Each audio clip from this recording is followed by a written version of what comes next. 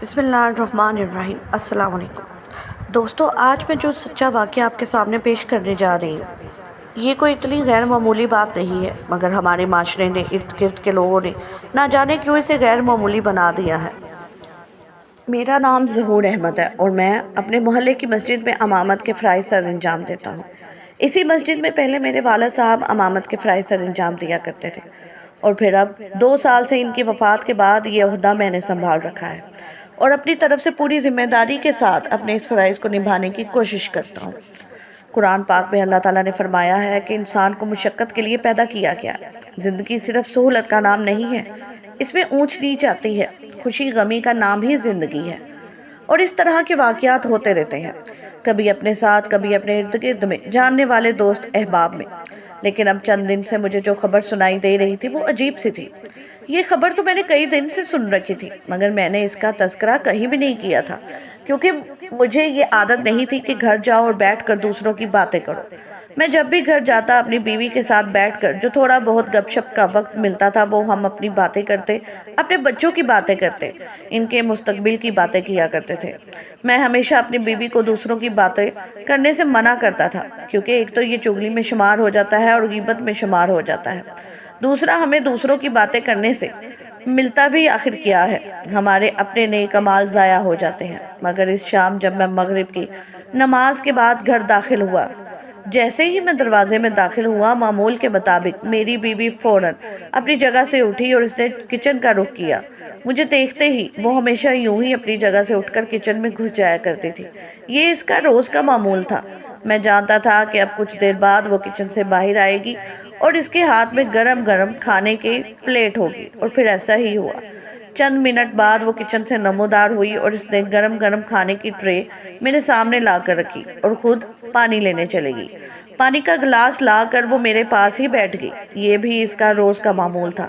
پھر میں کھانا کھانے میں مشغول ہو گیا۔ کھانا کھاتے ہوئے یوں ہی میں ارد گرد کی باتیں کرنے لگا، بچوں کے بارے میں پوچھنے لگا، ان کے اسکول کے بارے میں پوچھا۔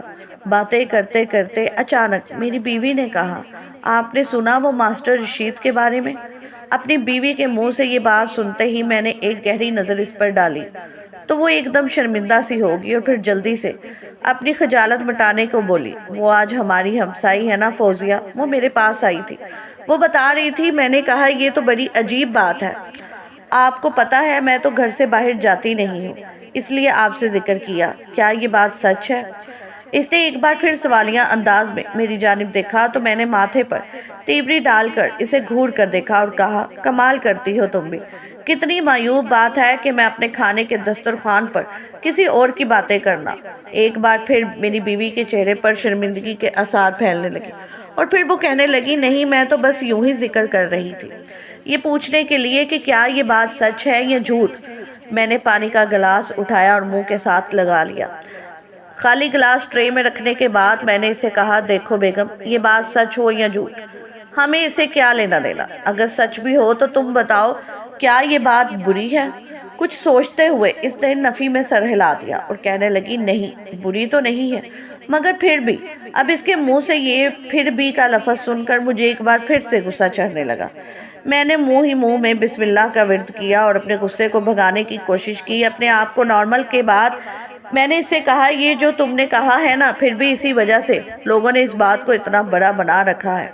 حالانکہ یہ کوئی معیوب بات نہیں ہے، مگر نہ جانے کیوں لوگوں نے چند دن سے اس کی ہوا اڑا رکھی ہے۔ کیا ہو گیا ہے آخر؟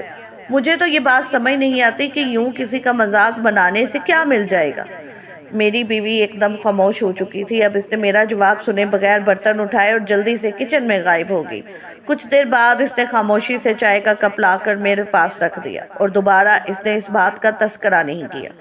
میں جانتا تھا کہ وہ شرمندہ ہے، لہٰذا میں نے بھی اس کو چھیڑنا مناسب نہیں سمجھا اور عشاء کی نماز کے لیے مسجد کا رخ کیا۔ مگر یہ بات یہیں پر ختم نہیں ہوئی۔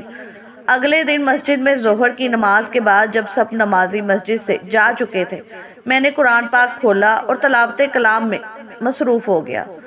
تو بھی ہمارے محلے کے ایک شخص جن کا نام افضل تھا، وہ ہمارے پاس آ کر بیٹھے، ان کے ہاتھ میں تسبیح پکڑی ہوئی تھی، یقیناً ذکر الہی میں مصروف تھے۔ مسکرا کر مجھے سلام کیا، میں نے بھی سر کے اشارے سے جواب دیا۔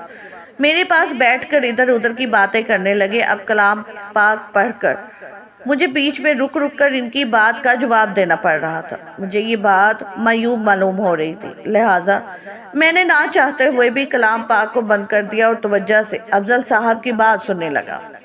مگر افضل صاحب نے اپنے چہرے پر مسکراہٹ سجا کر ارد گرد احتیاط بھری نظروں سے دیکھا اور پھر سرگوشی بھرے انداز میں کہنے لگے، ظہور صاحب آپ نے نئی خبر سنی ہے؟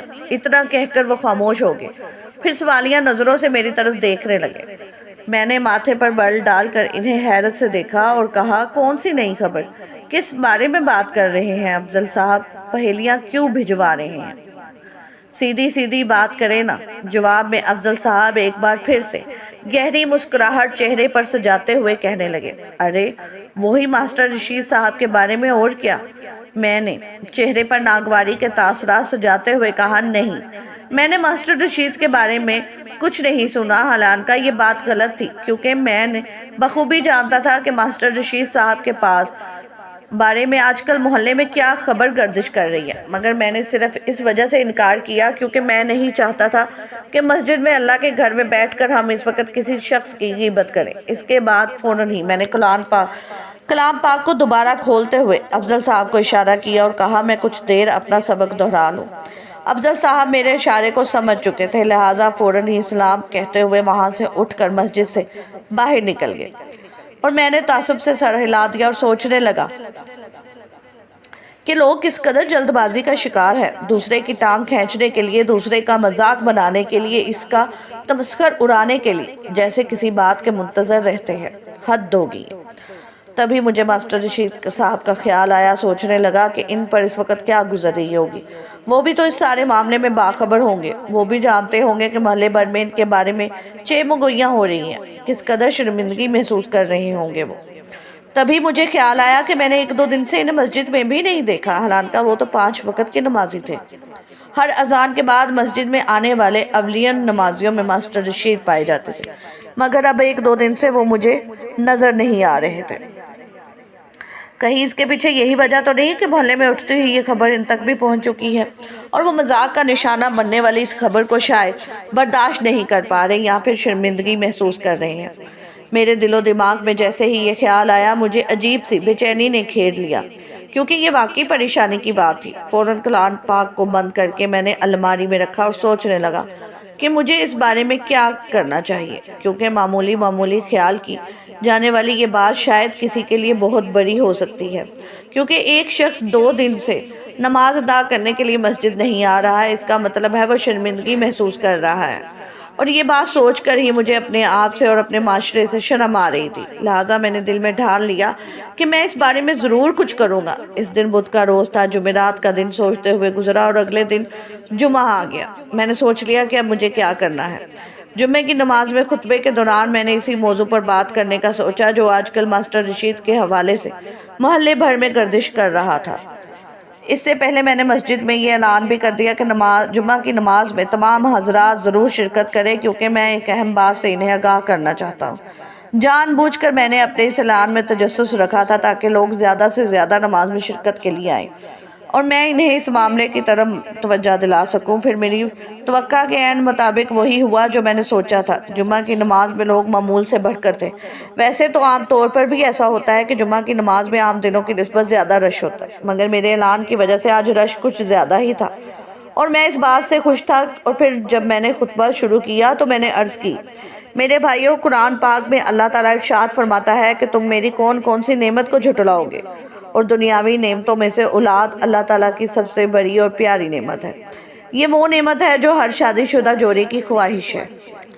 ہر شادی شدہ انسان، چاہے وہ مرد ہو یا عورت، وہ اولاد کے بعد ہی خود کو مکمل محسوس کرتا ہے، اور بنا اولاد کے وہ اپنے آپ کو ادھورا محسوس کرتا ہے۔ اس کے بعد میں نے مجمع سے سوال کیا کہ ایسا ہی ہے نا؟ تمام مجمع نے سر ہلا کر میری بات کی تصدیق کی اور کہا، بالکل ایسا ہی ہے نا۔ تمام مجمع نے سر ہلا کر میری بات کی تصدیق کی اور کہا، بالکل ایسا ہی ہے۔ میں نے مزید کہا کہ جس طرح کھانا پینا، سونا، سانس لینا اور باقی خدا کی بہت ساری نعمتوں کو ہم روزانہ استعمال کرتے ہیں، اور جب خدا ہم پر اپنی نعمتوں کی بارش کرتا ہے تو ہم خوش ہوتے ہیں، کیا کبھی ایسا ہوا ہے کہ خدا ہمیں کوئی نعمت دے رہا ہو اور ہم اس سے ناراض ہوں؟ کہ خدایا تم نے ہمیں یہ نعمت کیوں دی، ہم سے واپس لے لو، ہمیں ضرورت نہیں ہے۔ کیا کسی صبح اٹھ کر آپ نے خدا سے یہ کہا کہ آج میں سانس نہیں لینا چاہتا، مجھے سانس نہ دو؟ یا کسی روز ایسا ہو کہ آپ نے اللہ تعالیٰ سے یہ کہا کہ آج میں کھانا نہیں کھانا چاہتا، مجھ سے واپس لے لو؟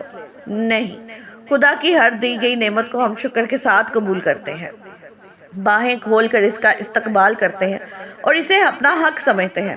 حالانکہ سچ بات تو یہ ہے کہ اگر ہم اپنے گریبان میں جھانکیں، اگر ہم اپنے اعمال کی طرف دیکھیں تو ہم خدا کی نعمتوں کے حقدار بھی نہیں ہیں، لیکن پھر بھی وہ خدا اتنا غفور و رحیم ہے کہ وہ ہمیں روزانہ اپنی نعمتوں سے نوازتا چلا جاتا ہے۔ مگر یہاں میرا آپ سب بھائیوں سے ایک سوال ہے، اور ان بہنوں سے بھی جو گھروں میں بیٹھی میری آواز سن رہی ہیں۔ جس طرح اللہ باری تعالیٰ کی باقی سب نعمتوں کو ہم خوشی خوشی قبول کرتے ہیں، کیا اس طرح ہمیں اولاد کی نعمت کو بھی کھلے دل سے قبول نہیں کرنا چاہیے؟ پھر چاہے وہ اولاد شادی کے اوائل دنوں میں نواز دی جائے یا پھر ادھیر عمری میں نواز دی جائے۔ کیا بڑی عمر میں ماں باپ بننا یا بڑی عمر میں حمل کا ٹھہر جانا یا بڑی عمر میں بچے پیدا کرنا گناہ ہے؟ مجمع پرسکوت طاری تھا، سب کی گردنیں جھک چکی تھی، کسی نے کوئی جواب نہیں دیا۔ میں نے ایک بار پھر بلند آواز سے سوال دہرایا کہ میرے بھائیوں، میں جاننا چاہتا ہوں کہ آپ کی اس بارے میں کیا رائے ہے؟ کیا بڑی عمر میں ماں باپ بننا یا بچہ پیدا کرنا گناہ ہے؟ کیا یہ خلاف فطرت بات ہے؟ اب کی بار مجمع میں سے چند مدھم سی آوازیں ابھری کہ نہیں، گناہ تو نہیں ہے۔ تبھی میں نے بات کو مزید آگے بڑھایا اور کہا کہ کیا آپ تمام بہن بھائی حضرت زکریا علیہ السلام کی بڑھاپے کی اولاد حضرت یحییٰ علیہ السلام کو بھول گئے؟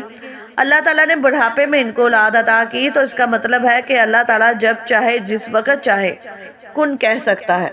تو میری بہنوں اور بھائیوں، اپنے دلوں اور دماغ کو تھوڑا سا کھول دو، اپنی سوچ کو وسعت دو۔ کسی ایسے جوڑے کو شرمندہ مت کرو جو دھیر عمری میں ماں باپ کے عہدے پر فائز ہونے والا ہو، کیونکہ یہ اللہ تعالیٰ کا اس پر کرم ہے۔ اللہ تعالیٰ انہیں اپنی نعمت سے نوازنا چاہتا ہے، اور ہم اس کا مذاق بنا کر، اس کا تمسخر اڑا کر اور کفران نعمت کرنے کے بعد کیا اللہ کے عذاب کو دعوت نہیں دے رہے؟ مسجد کے صحن میں بیٹھے ہوئے تمام مجمع پر ایک بار پھر سکوت طاری ہو چکا تھا۔ لوگوں کی گردنیں شرم سے جھکی ہوئی تھی اور چہرے پر بھی شرمندگی کے آثار دکھائی دے رہے تھے۔ میں بس یہی چاہتا ہوں کہ لوگوں کو احساس ہو جائے کہ یوں کسی کا مذاق اڑانا، کسی کو مذاق کا نشانہ بنانا کس قدر بری بات ہے، اور خاص کر ایسے معاملے میں جو خالص قدرت کی طرف سے ہے، جو قدرتی اور شرعی طور پر جائز ہے۔ پھر بھی اس پر سوال بلند کیے جائیں، انگلیاں اٹھائی جائیں اور مذاق کا نشانہ بنایا جائے تو یہ نہایت ہی غیر مناسب بات معلوم ہوتی ہے۔ اور میرا خیال تھا کہ میں نے اس دن جمعہ کے خطبے میں اپنے حصے کا کام سر انجام دے دیا۔ لوگ جا چکے تھے، پھر مجھے یہ دیکھ کر خوشی ہوئی کہ پہلے جو محلے میں اور لوگوں کے درمیان اس معاملے کو لے کر چہم گوئیاں ہوا کرتی تھی، وہ اب بہت حد تک کم ہو چکی تھی۔ اور پھر چند دن بعد ہی ایک روز عصر کی نماز سے کچھ وقت پہلے ایک شخص صافی سے منہ لپیٹے ہوئے مسجد میں داخل ہوا اور میرے پاس آ کر میرے کندھے پر ہاتھ رکھا۔ میں نے جیسے ہی مڑ کر دیکھا، اس شخص نے اپنے چہرے سے کپڑا ہٹایا تو میں دیکھ کر حیران رہ گیا کہ وہ ماسٹر رشید صاحب تھے۔ میں نے مسکرا کر انہیں سلام کیا تو وہ نم آنکھوں کے ساتھ مجھے کہنے لگے، ظہور صاحب آپ کا بہت بہت شکریہ۔ میں نے حیرانگی سے ان کی طرف دیکھا اور کہا، شکریہ کس بات کا؟ وہ کہنے لگے، سچ کہوں تو لوگوں کی باتوں نے جینا حرام کر رکھا تھا۔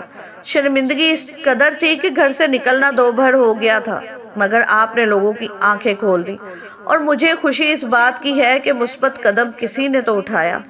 ماسٹر رشید صاحب کی یہ بات سن کر میں بھی مسکراتے ہوئے ان کے کندھے پر ہاتھ رکھ دیا اور کہا، بے فکر رہیے ماسٹر صاحب، میں نے صرف اپنا فرض ادا کیا ہے، کیونکہ ایک مسلمان ہونے کے ناطے ہمیں ایک دوسرے کے لیے آسانیاں پیدا کرنی ہے، نہ کہ ایک دوسرے کے راہ میں روڑے اٹکانے ہیں۔ ماسٹر صاحب نے خوشی سے آگے بڑھ کر مجھے گلے لگایا اور پھر مسکراتے ہوئے مسجد سے نکل گئے۔ ناظرین، مزید اس طرح کی سبق آموز کہانیاں اور سچے واقعات سننے کے لیے ہماری ویڈیوز کو لائک کریں، شیئر کریں اور چینل کو سبسکرائب کرنا مت بھولیے گا۔ شکریہ۔ اللہ حافظ۔